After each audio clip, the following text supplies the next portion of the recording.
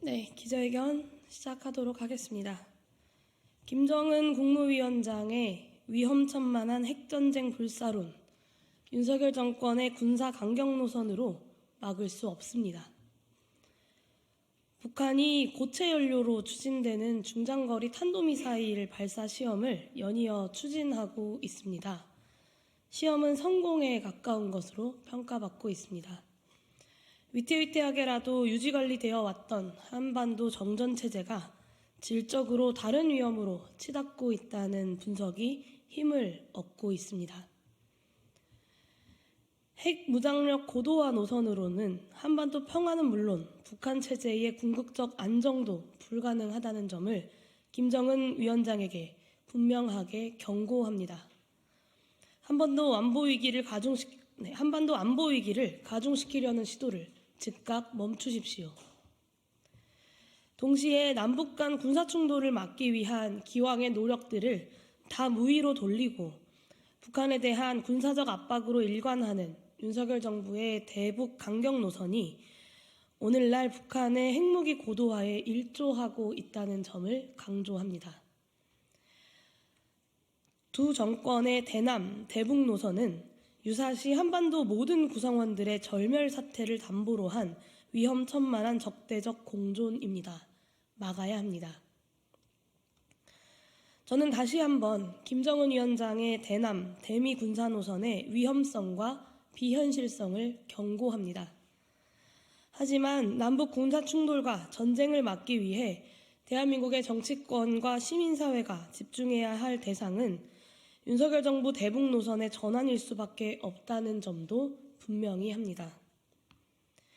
윤석열 정부는 북한의 핵무기 동결, 해체를 포함한 한반도 비핵화 노선을 포기하고 북의 핵무기 보유를 기정사실화하는 전제 위에서 한미일 군사동맹에 의한 억지력 강화 정책을 줄기차게 추진해 왔습니다.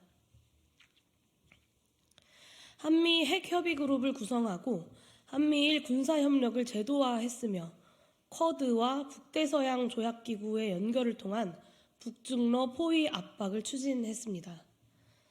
동북아에서 북한을 고립시키고 세계 최강의 미국의 핵 전력을 동원해 북한을 위협하는 군사 노선으로 일관해 온 것입니다. 그리고 그 결과는 무엇입니까?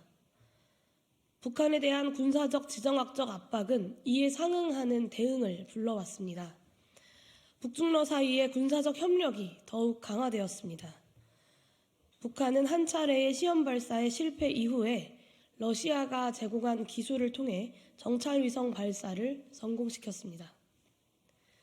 정찰위성의 존재는 핵무기 고도화의 필수 요소입니다. 북한이 이번에 동해에 성공적으로 발사한 고체연료 IRBM의 경우 고체연료의 특성상 기존 미사일 방어 시스템격으로 방어하기가 쉽지 않다는 평가가 지배적입니다. 미국의 압도적인 핵무기 능력으로 북한의 핵무기 위협을 제거하겠다는 윤석열 정부의 노선이 북의 핵무기 고도화를 저지하기는커녕 오히려 도운 꼴입니다.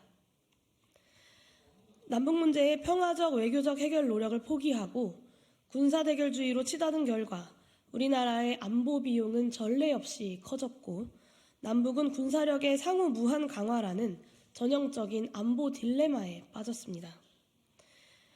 윤석열 정부의 대북 노선이 부른 또 다른 결과는 최근 몇 년 동안 북한의 대남, 대북 메시지에 담긴 변화에서도 확인됩니다.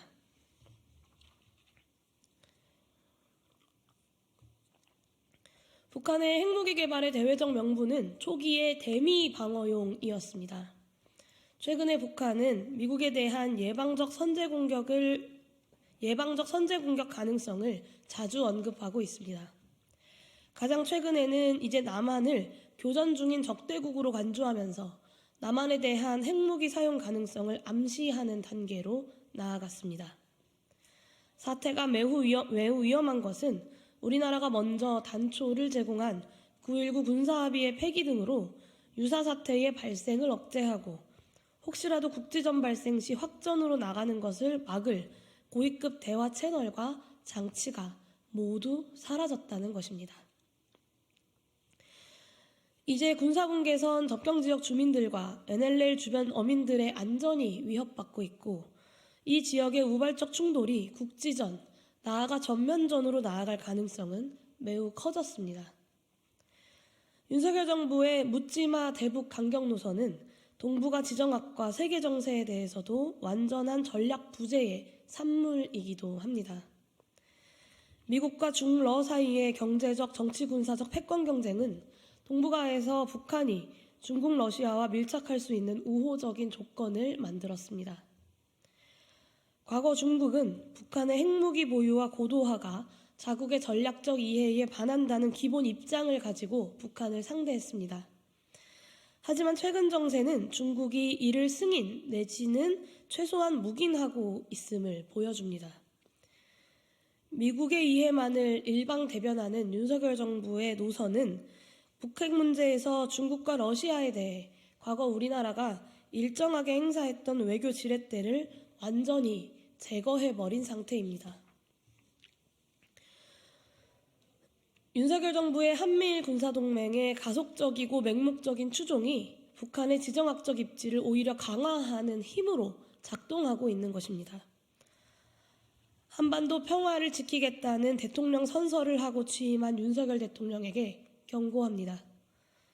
대한민국의 국민은 남북 전쟁 불사론, 나아가 핵전쟁 불사론을 취하는 위험천만한 군 최고 통수권자를 인내할 수 없습니다.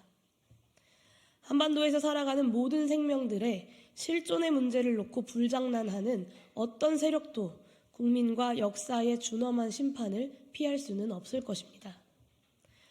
북한 핵무기 고도화의 시간과 명분만 제공할 뿐 실질적인 억지력으로 기능하지 못하는 대결주의적 대북 노선을 거두십시오. 북한의 지정학적 입지를 강화시켜 오히려 우리의 안보 비용을 늘리는 맹목적인 한미일 군사동맹을 통한 대북 압박 노선을 중단하고 평화적 외교적 대화 노력을 재개하십시오.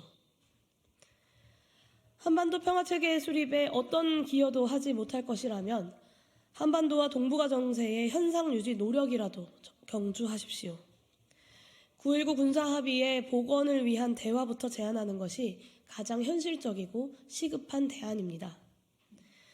한반도 평화를 염원하는 국민들, 제정당, 시민사회에도 모든 힘과 지혜를 모아 한반도의 긴장 고조를 막아내자고 호소드립니다. 이것으로 기자회견 마치도록 하겠습니다. 감사합니다.